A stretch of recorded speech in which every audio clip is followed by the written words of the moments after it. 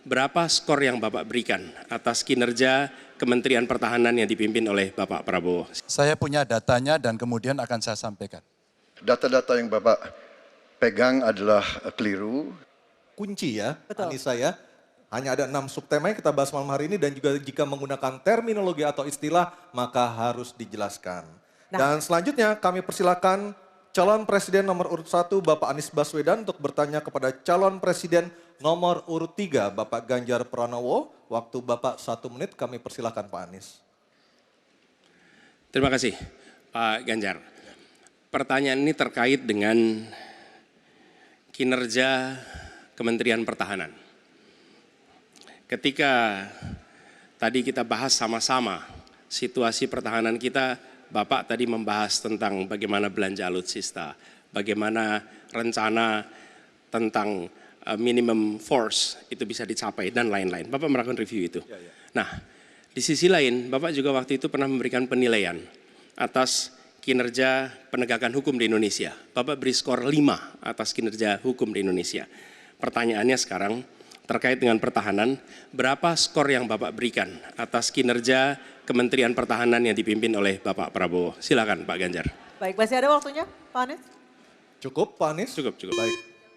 Baik, langsung saja kami persilakan Pak Ganjar untuk menjawab pertanyaan dari Pak Anies. Waktu Bapak 2 menit dimulai ketika berbicara, silakan.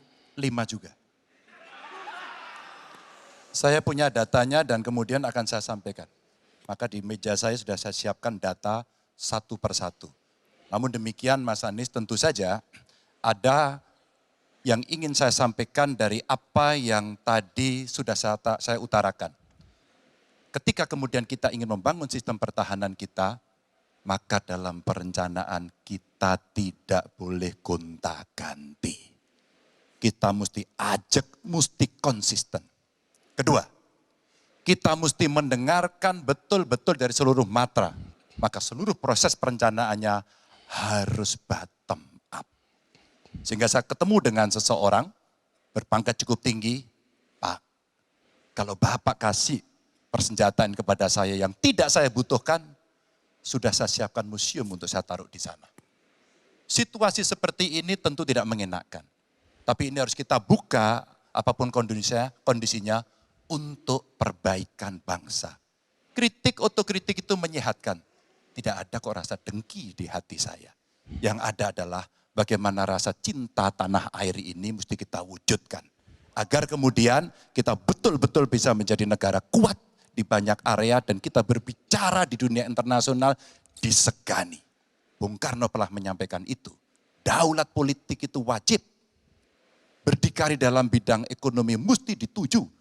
Dan kita punya kepribadian dalam kebudayaan. Sekarang daulat ekonomi pertahanan kita mesti kita tunjukkan. Maka ketika banyak perusahaan-perusahaan waktu itu yang sangat strategis dibikin, itu mimpi sejak dari lama pendiri bangsa agar kita menjadi negara kuat. Dan itulah yang sebenarnya kita-kita yang harus meneruskan itu. Begitu Mas Anies. Ya, makasih Pak Ganjar. Cukup Pak Ganjar, baik Pak Anies. Silakan menanggapi jawaban dari Pak Ganjar, waktu 1 menit Pak Anies, silakan. Jadi TNI, tentara kita, polisi kita, semua bekerja luar biasa di lapangan. Kita harus berikan rasa hormat dan terima kasih. Karena mereka mengerjakan hal-hal yang sulit, hal-hal yang berat. Tapi sisi kebijakan menurut saya lebih parah. Kenapa? Di era Pak SBY, kenaikan gaji terjadi 9 kali. Selama era ini hanya bernaik gaji 3 kali dan akan naik nanti tahun depan. Karena menjelang pemilu mungkin naik gajinya. Tapi di sisi lain kesejahteraannya tidak dipikirkan dengan serius.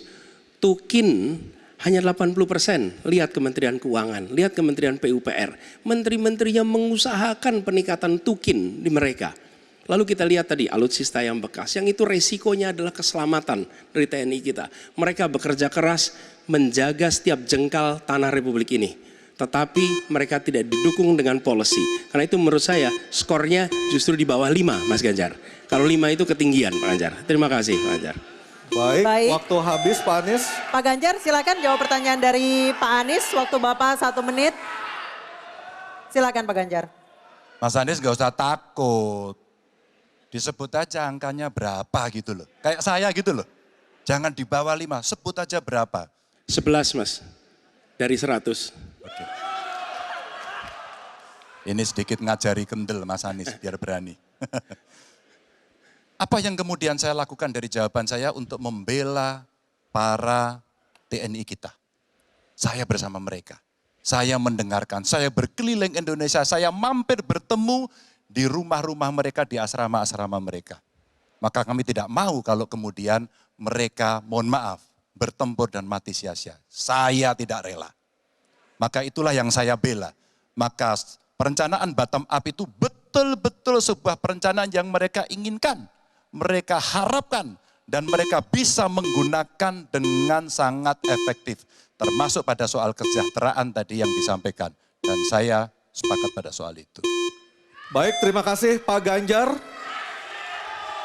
Mohon tenang, mohon tertib Bapak dan Ibu sekalian. Kita akan lanjutkan, kami persilahkan kepada Capres nomor 2 Pak Prabowo untuk bertanya kepada Capres nomor 1 Bapak Anies Baswedan. Waktunya 1 menit Pak Prabowo, kami persilahkan.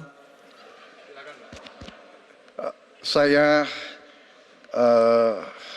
cukup kaget karena beberapa hari yang lalu calon wakil presiden Bapak menyampaikan bahwa negara kita tidak dalam keadaan perang sehingga untuk apa kita harus beli alat-alat perang.